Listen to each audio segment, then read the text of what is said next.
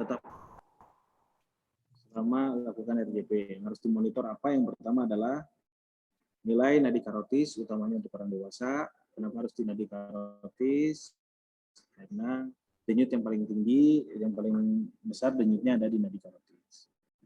Kemudian bergeraknya naik turun dada juga kita harus perhatikan juga, jadi tidak hanya wajah tapi juga dada juga kita bisa lihat naik turun dadanya. Kemudian reaksi pupil normal atau tidak ya, kemarin di Pak Sigit juga ini cek tanda vital ya, Pak Sigit kemarin sudah menjelaskan ini, reaksi pupil normal atau tidak, kemudian warna kulit membaik atau tidak, kemudian ada refleks menelan atau bergerak, apalagi laki-laki terlihat di bagian jakun, ya, terlihat menelan atau bergerak atau tidak.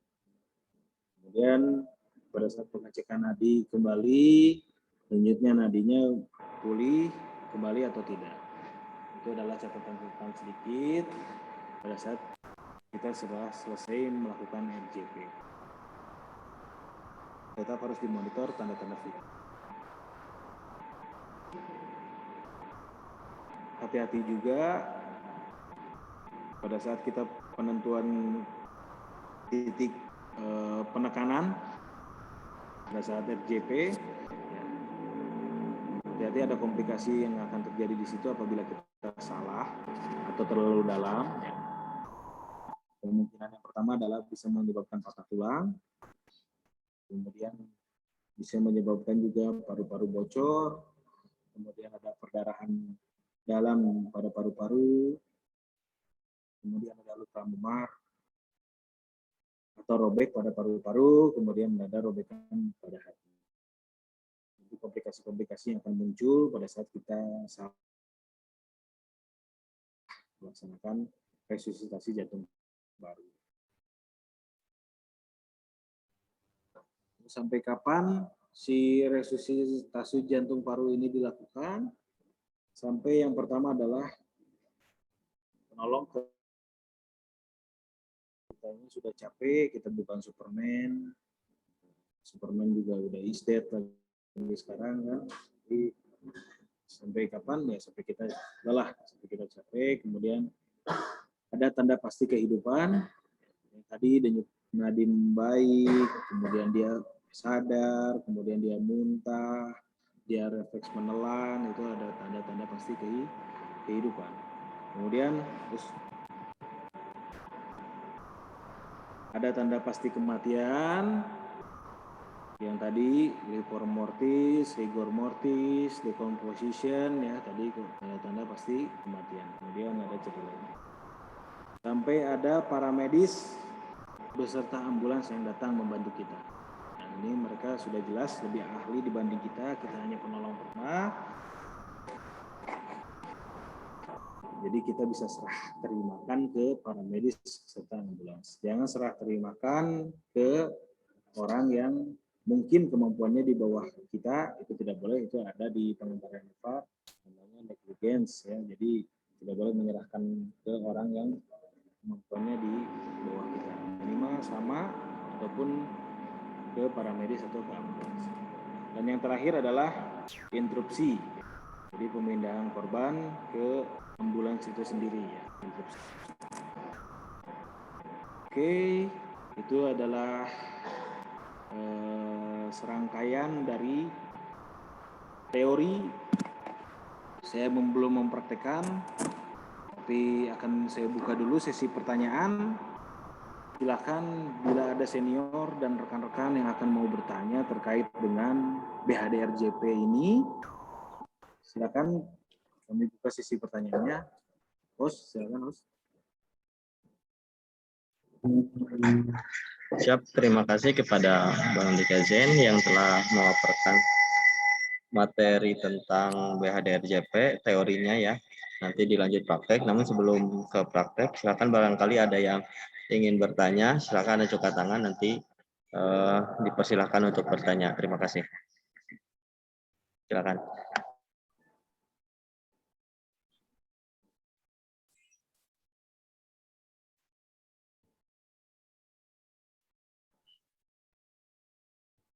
Atau mungkin ada yang mau memberikan tambahan terkait materi BHDRJP juga dipersilahkan.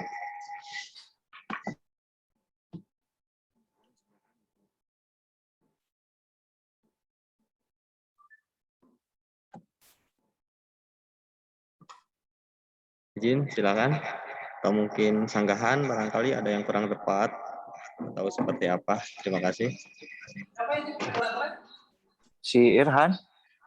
Siap, izin Bang Beta, silakan.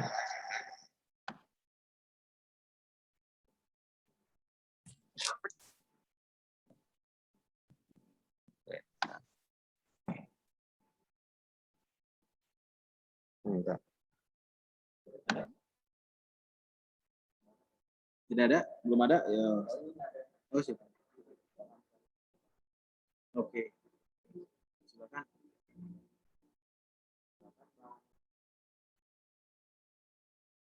Tuh, gimana tuh? Baik, Assalamualaikum, A. Waalaikumsalam. Gimana tuh? Izin, A. Slide-nya digeser, A, ke belakang, A. Ke belakang. Ya. Balik lagi ke penanganan yang tersendak, A. Oke.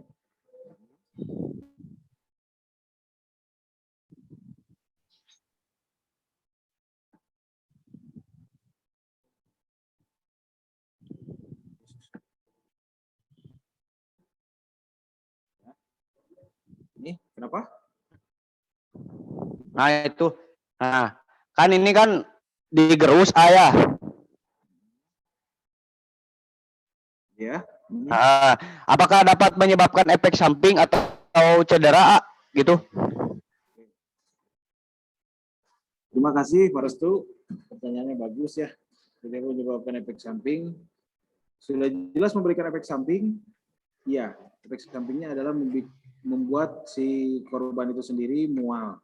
Ya, tapi kalau misalkan sampai mencederai korban itu tidak, karena kita juga menggerusnya juga dengan hati-hati ya, tidak sembrono, tidak langsung main gerus sampai dia merasa sakit, hanya memberikan efek mual saja agar dia memuntahkan apa yang menjadi penyebab dia tersumbat jalan nafasnya.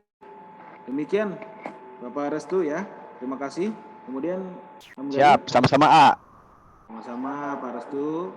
Kemudian Pak Hamgari silakan. Silakan Bang Hamgari. Baik, izin Bang Ya. mau bertanya. Terima kasih kesempatannya. Untuk urutan pengecekannya itu apakah airway breathing circulation atau circulation airway breathing, Bang? Izin. Oke. Terima kasih Pak Hamgari ya. Mengacu di AHA 2015 bahwa yang tadi disampaikan di materi tadi itu adalah komponen dari RJP, bukan tahapan. Tahapannya tetap circulatory dulu ya, baru airway, kemudian breathing atau CAB ya. Di bagian yang terbaru di AHA yang terbaru adalah masih tetap CAB. Demikian Pak Hamgari ya. Ya, nuhun Bang. Ya, oke, makasih Pak Hamgari. Oke. Isi pertanyaan Satu lagi ada mungkin? Satu lagi mungkin silakan. sebelum mulai ke praktek. Sebelum praktek.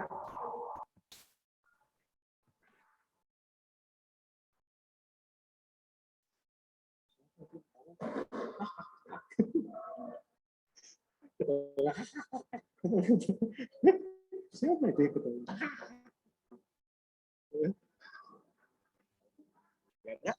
Tidak ada mungkin ya. Kalau tidak ada lanjut saja ke praktek.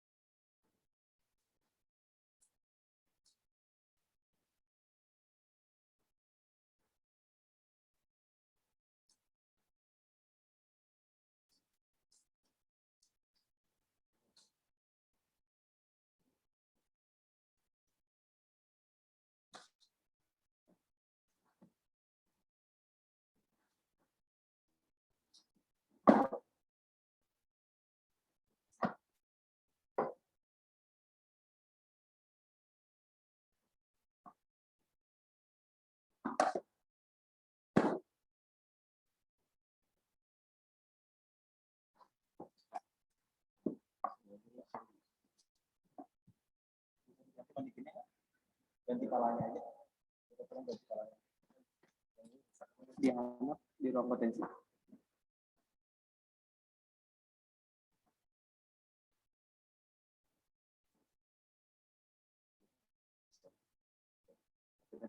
Ya baik Bapak Ibu semua. Oke baik Bapak Ibu semua. Sedikit saja untuk praktik pada siang hari ini tentang resusitasi jantung paru, kemudian tekniknya bagaimana seperti apa.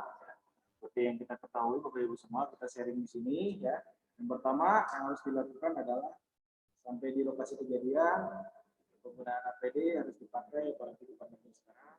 Masker dipakai, sarung tangan dipakai, kalau misalkan ada kacamata menggunakan kacamata. Kemudian setelah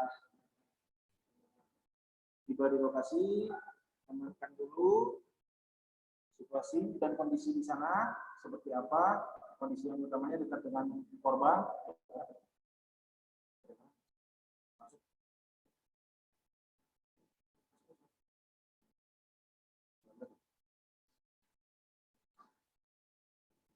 Amankan dulu kita, diri sendiri, teman, kemudian korban, ya kita amankan dulu, semuanya harus diamankan dengan baik.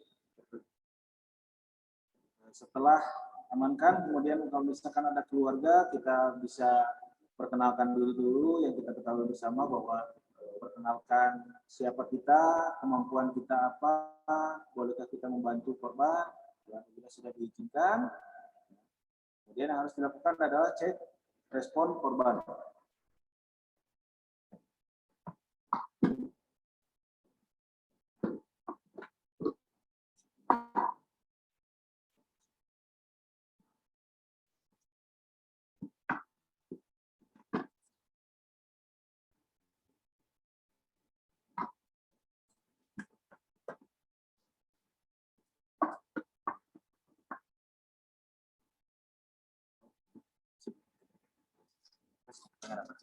Ya.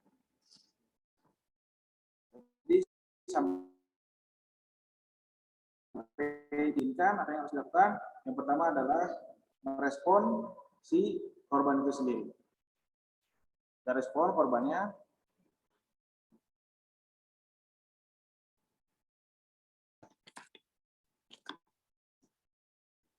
Kita respon korbannya, Pak, dengan ditepuk bagian pundak. Pak, bisa dengar suara saya? Pak, bisa dengar suara saya, Pak?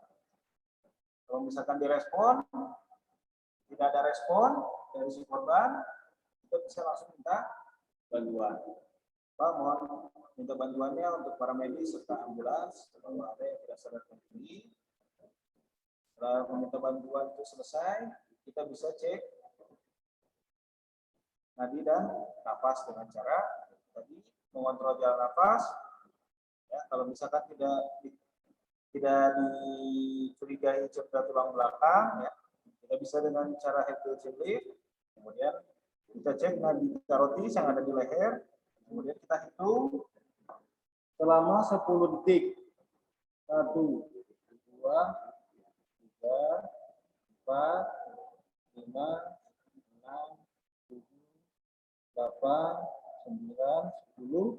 Ternyata misalkan yang didapat oleh kita, korban nadinya tidak teraba, nafasnya juga tidak ada. Nah, kita harus lakukan resusitasi jantung paru. Sebelum melakukan kompresi atau penekanan kegiatan jantung luar, kalau misalkan dia menggunakan baju, kita bisa expose dulu bagian bajunya, kita buka bagian bajunya, untuk memudahkan kita menentukan titik penekanan. Titik penekanannya adalah ambil garis imajiner di antara 2 kuping susu dengan tulang selangka dengan tulang tadi pedang. Dengan pertemuan garisnya itu 2 jari di bawahnya itu adalah titik penekanan. Kita expose dulu bagian baju kalau misalkan dia menggunakan baju. Kemudian kita lakukan garis imajiner. Ini gedenya ada kayak gitu. Kemudian 20 Nah, dua jari di bawahnya itu adalah titik penekanan. Si penekanannya boleh seperti ini, boleh, ataupun mengunci seperti ini. Penting sifatnya mengunci. Kemudian tidak menggunakan tenaga dari sendi siku ya, tapi menggunakan dari bagian bahu. Terus tekan serapat mungkin dengan korban agar kompresi kita lebih bertenaga. Kemudian ingat kecepatannya siklusnya yaitu 30 kali pijatan dengan 2 kali ventilasi atau napas bantuan. Ya. Dan siklus pertama praktekkan untuk 30 kali pijatan pertama dengan keterangan pemeriksaan hasil 1, 2, 3, 4, buat ini hasil pemeriksaan surat sehat buat pendaftaran PNS gitu loh. Oh, nanti Pak dan hubungan 7, 8, 9, 30. Setelah 30 kali pijatan, berikan dia ventilasi 2 kali, hanya dengan 1 detik saja. Ingat pada saat pemberian ventilasi ya atau rescue breathing, bagian masker yang lancip di bagian hidung, kemudian yang rata di bagian dagu ya. Seperti ini.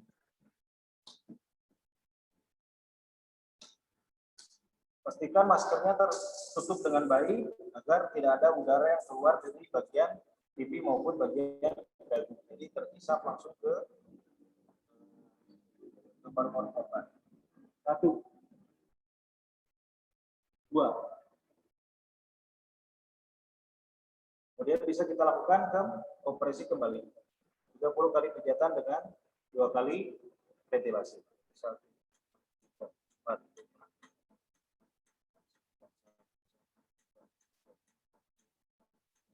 8, 9, 1, 2, 3, 4, 5, 6, 7, 30.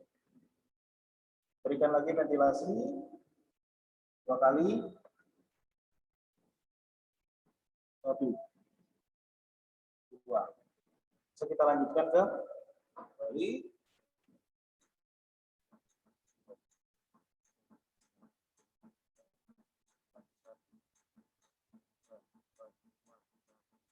Sembilan, 2, 4, 5, 6, 8, 9, 30.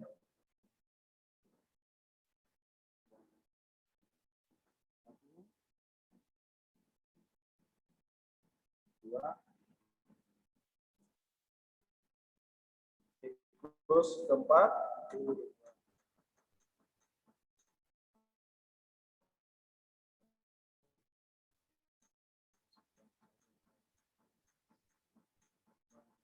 8, 9, 2, 3.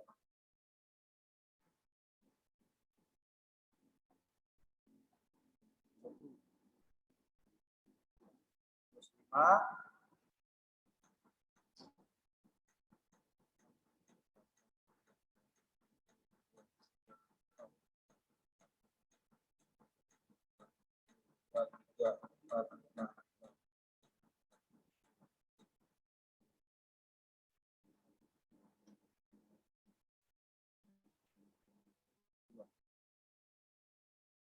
Lima siklus selesai.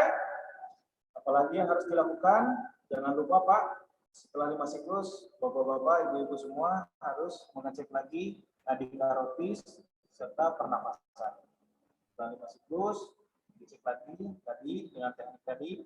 Kalau tidak dicurigai cedera tulang belakang, berikan tekan dahi angkat dagu sedikit, kemudian cek nadi karotis selama 10 detik. 1, 2, 3, 4, 5, 6, 7, 8, 9. Ternyata setelah dikompresi tadi, denyut nadinya kembali pulih, namun sekarang napasnya yang tidak ada. Cara penanganannya adalah kita harus berikan rescue breathing pada si korban. Caranya ya tadi di penjelasan tadi di slide awal, di teori tadi ya, kita harus berikan napas selama 2 menit.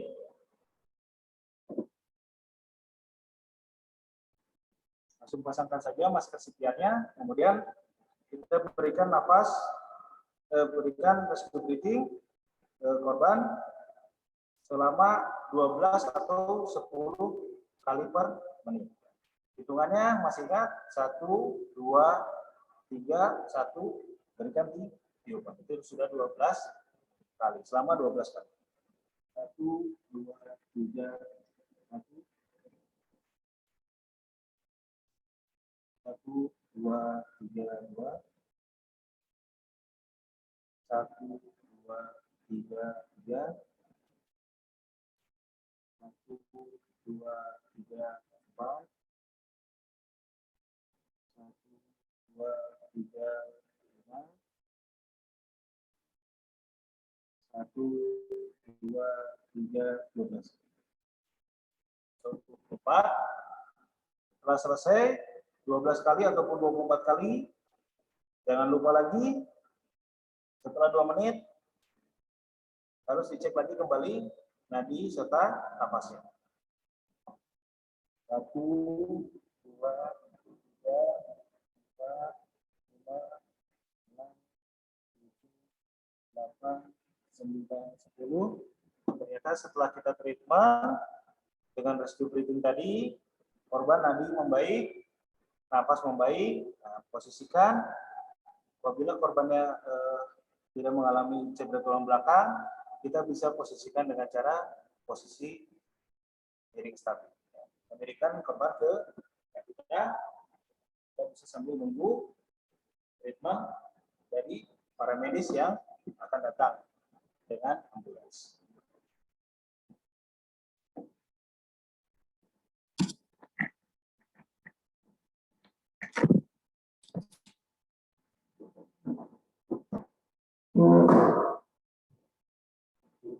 Tidak lupa juga pada saat korban sudah kita treatment, sudah membaik, jangan lupa juga untuk tetap diperhatikan untuk korban yang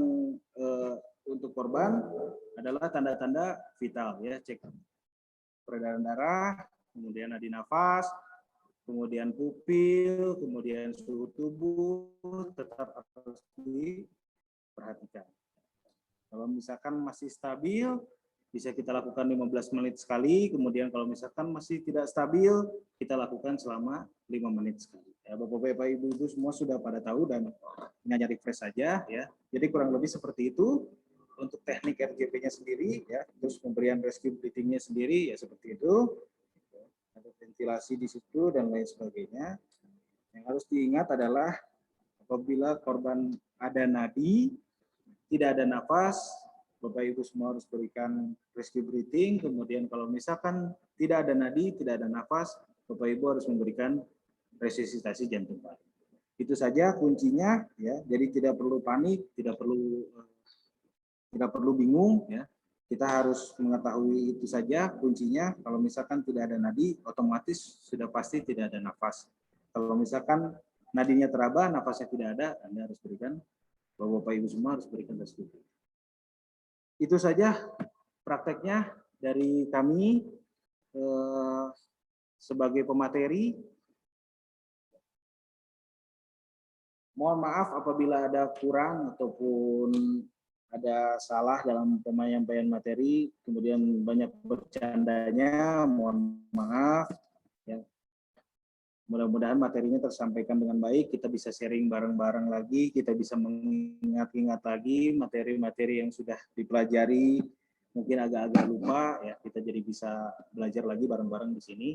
Dan terima kasih banyak para senior, pimpinan, juga rekan-rekan semua yang sudah berpartisipasi dalam acara peningkatan kompetensi ini, ya, yang itu diinisiasi oleh Bapak Johan. Demikian dari pemateri saya pribadi.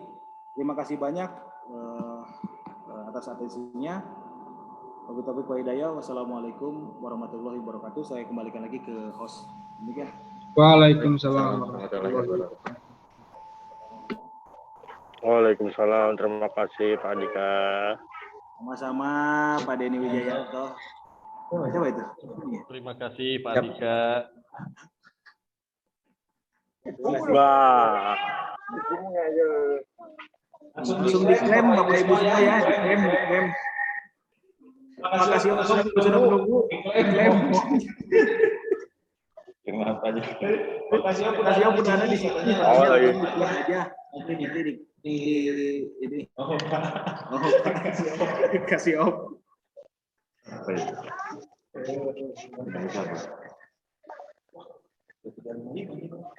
Terima kasih kepada Bang Andika yang telah menyampaikan materi. Tunggu sebentar nih untuk link absen saya share di room chatnya biar ada masuk nanti, dan nanti di Google Formnya ada saran. Jadi bagi yang mungkin di sini masih banyak kurangan, mohon sarannya pada senior mungkin.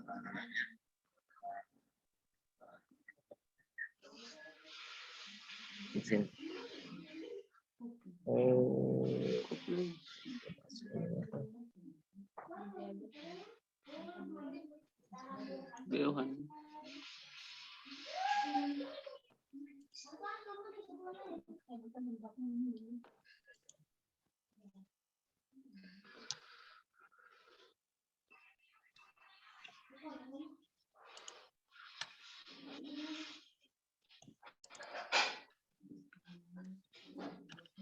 Terima kasih semuanya.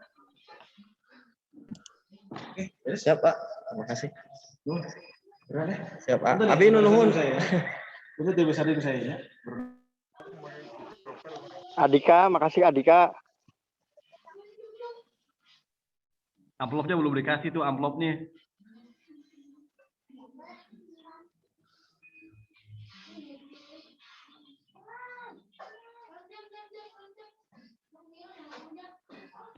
Trisno lagi di mana Trisno? WFA dong. WFA dong. Sobat ganteng gue. WFA dong. Nanti dulu.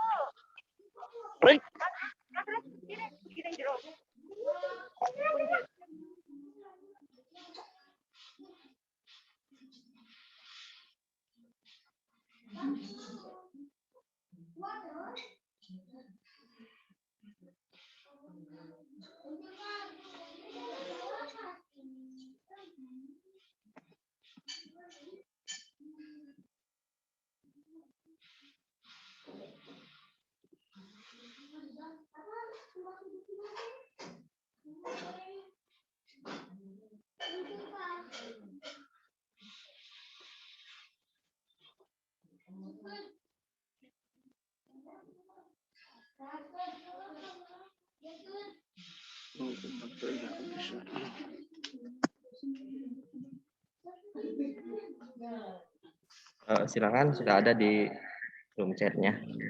Terima kasih. Setelah isi absen, dipersilakan untuk live. Jadi sekali lagi terima kasih kepada senior yang telah berkenan hadir dan ikut membantu merealisasikan aktualisasi saya ini.